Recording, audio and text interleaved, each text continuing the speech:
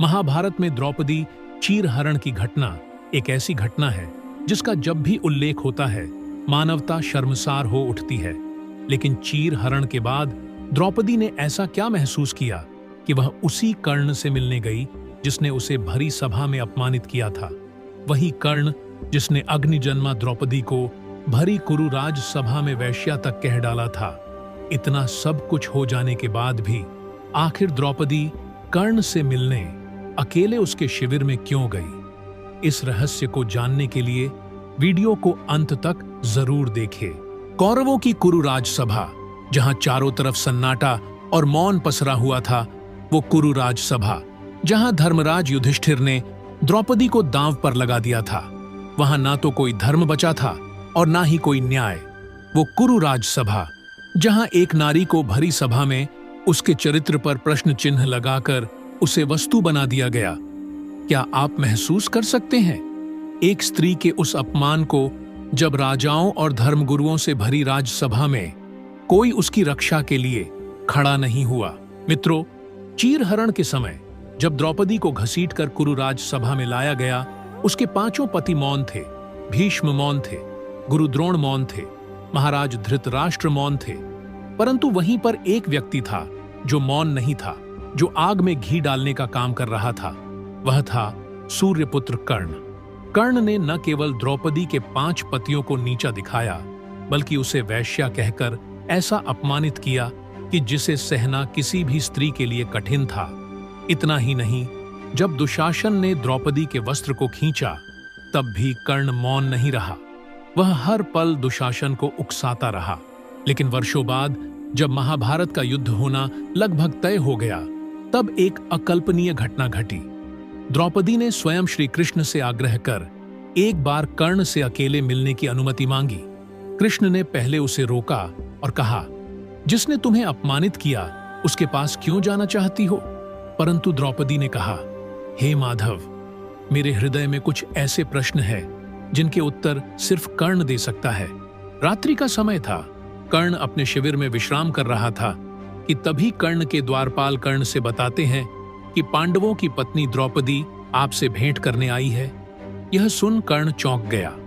कर्ण ने शिविर में प्रवेश कर चुकी द्रौपदी का स्वागत किया। कर्ण के चेहरे पर न घृणा थी और न क्रोध था, तो केवल पश्चाताप। द्रौपदी ने सीधे कर्ण की आंखों में देखा और पूछा, कर्ण, क्या तुमने उस दिन मुझे वैश्या कहा था?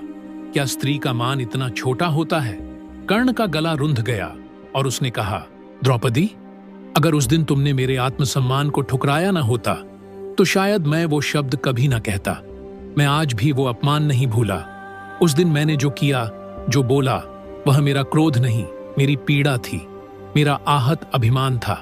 यह सुन द्रौपदी ने कर्ण से पूछा, कर्ण, अगर मैं उस दिन स्वयंवर में तुम्हें ना ठुकराती, तो क्या आज सब कुछ अलग होता? कर्ण की आंखें भर आईं। उसने कहा, हाँ, शायद यह युद्ध भी ना होता, शायद मैं कभी अधर्म के पथ पर न जाता, शायद तुम मेरी पत्नी होती और मैं वो होता जो तुम्हारे सम्मान की रक्षा करता।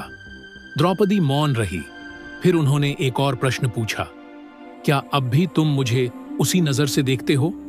कर्ण ने उत्तर दिया, नहीं, अब मैं तुम्हें अपराध बोध की नजर से देखता हूं।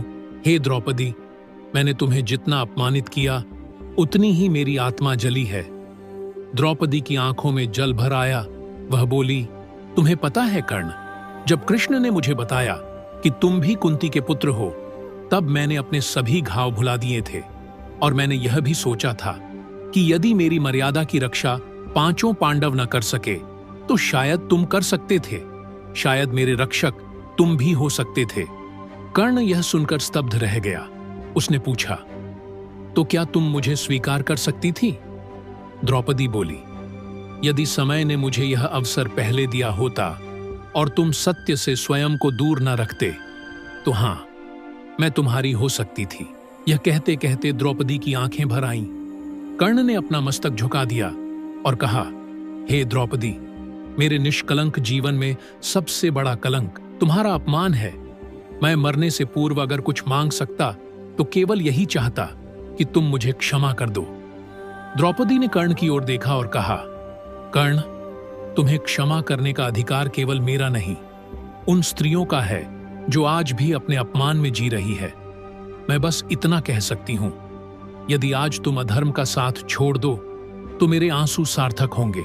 कर्ण ने धीरे से उत्तर दिया, अब बहुत देर हो चुकी है द्रौपदी, मैं अधर्म के नहीं अपने वचनों का बंदी हूं।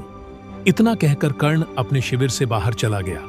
वह भेंट फिर कभी दोबारा नहीं हुई, परंतु उस भेंट ने कर्ण के अंतर्मन में ऐसा परिवर्तन किया कि युद्ध के अंतिम क्षणों में जब कर्ण मरणासन्न पर था, उसने श्री कृष्ण से केवल एक वर मांगा कि द्रौपदी के आंसू व्यर्थ न जाएं।